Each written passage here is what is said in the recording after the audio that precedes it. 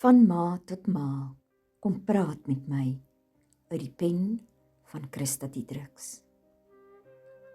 Kom sit hier neffens my, Maria, nooi uit Nasaret. Ek kan my nie indink hoe het jy gelei, toe al jou seun gekruisig het. So jonk, moes jy soveel smarte beleef.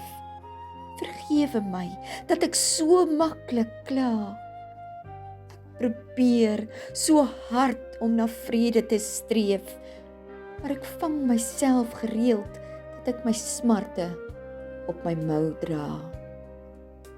Sou ek hom hier op die bankie kon kry, sou hy my vertel oor hoe 'n mamma arend leef. Sy moet haar kleintjies uit die nes lei, sodat hulle kan leer om te sweef.